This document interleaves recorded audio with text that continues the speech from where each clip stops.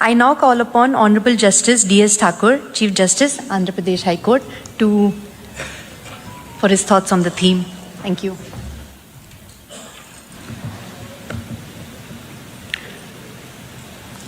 I know we are constrained for time because the honorable dignitaries have also to participate in a university convocation. Therefore, I will try to keep it very brief. Esteemed dignitaries on and off the dais, distinguished participants, ladies and gentlemen.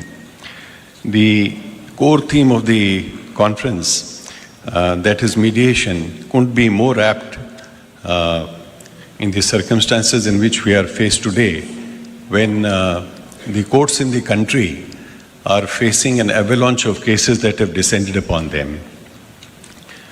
The fact that two of the honorable judges of the Supreme Court, as also the presence of the Honorable Chief Minister on the dais, suggests the importance and relevance of the issue that the courts are being confronted with on a daily basis. As we all know that the Chief Justice of India heads the judiciary of the largest democracy in the world, with a population of 1.4 billion approximately. So the concern in their mind to deal and cope with this situation is uppermost, and that is how all of us gather here to hear the valuable thoughts on the issue.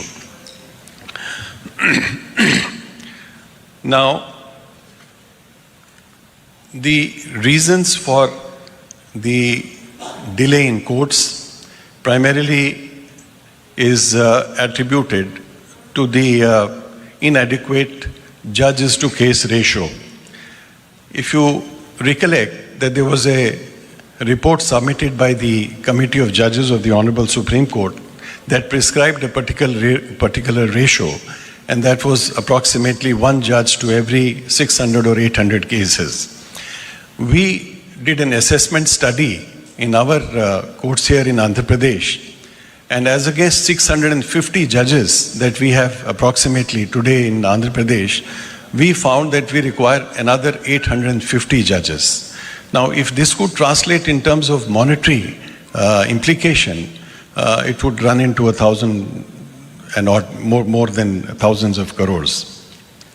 Therefore, the need to look at alternatives. And one of the alternatives, as is suggested by the basic framework, was in Section 89 of the Civil Procedure Code, followed by now the Mediation Act of 2023, which has not fully been implemented. Now, we have done our part in training, undertaking a training of mediators. We trained about 1,400 mediators in the entire state. The attempt to train more than 800 more by December 2025 is what we aim at. We aim to take the mediation movement to the taluka level, where we have identified approximately 63 new premises. Our biggest handicap today is that we do not have adequate premises where we can have people come to identified mediation centers.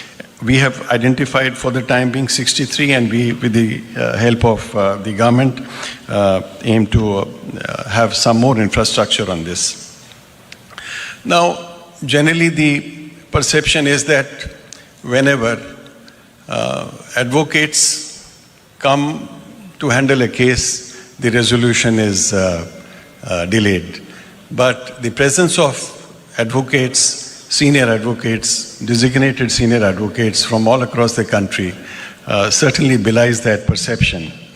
Now, while we are training mediators, the biggest challenge today, what I feel, is that a 40-hour training in mediation skills may not be itself enough.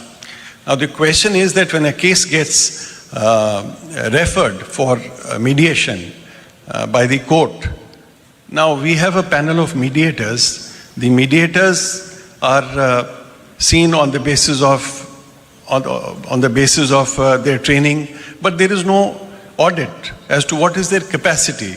Just imagine to trust, say, a graduate who is freshly graduated from a law college and entrust a case to him saying that you now handle it is difficult. So his ability to handle a case and to nudge and navigate the parties to an amicable resolution of dispute is something which we cannot expect from a mediator only because of the fact that he has undergone a training of 40 hours. Now the question therefore is, with a view to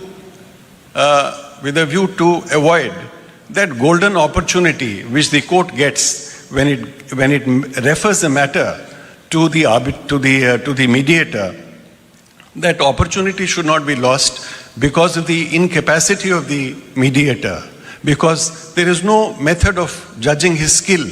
Therefore, there has to be some mechanism, some certification, some standardized method of determining as to whether the case which is being handed over to him will see some successful fruition or not.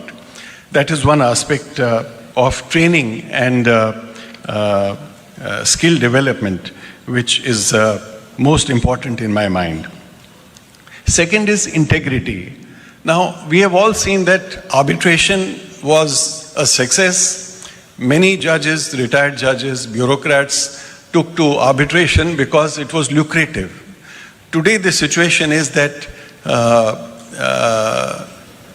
while we are seeing this as assuming a movement in the country under the able guidance and leadership of our honorable judges in the Supreme Court, we cannot permit everyone and anybody who volunteers to undergo the training and then come forward. As we have seen in the arbitration world, if there are honest arbitrators, there are also dishonest ones. If there is a demand for honest arbitrators, there is a greater demand for dishonest arbitrators, especially those appointed by, nominated by the parties. Therefore, some sort of a mechanism must be developed so that it is not a free-for-all.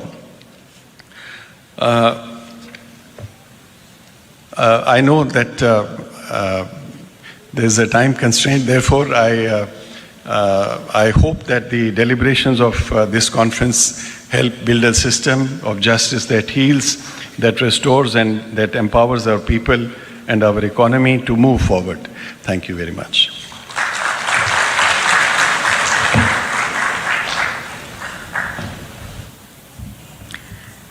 Thank you, Honorable Justice D.S. Thakur. I now call upon Honorable Chief Minister of Andhra Pradesh, Shri Chandrababu Naidu Garu.